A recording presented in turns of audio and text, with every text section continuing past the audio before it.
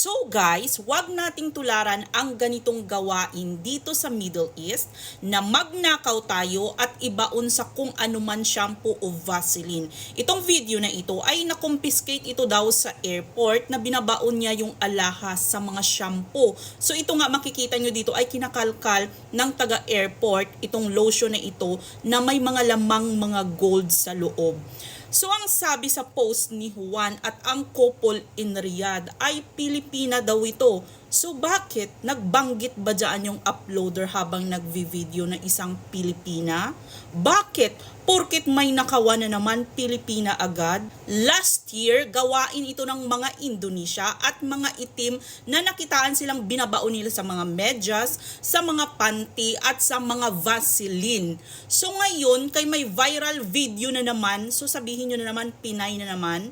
Pinay na naman ang allegation, Pinay na naman ang kawatan, wag na namang gawain ito, Pinay na naman. Ganun ba talaga? Pinay talaga agad? Bakit na-determine nyo ba na Pinay ito?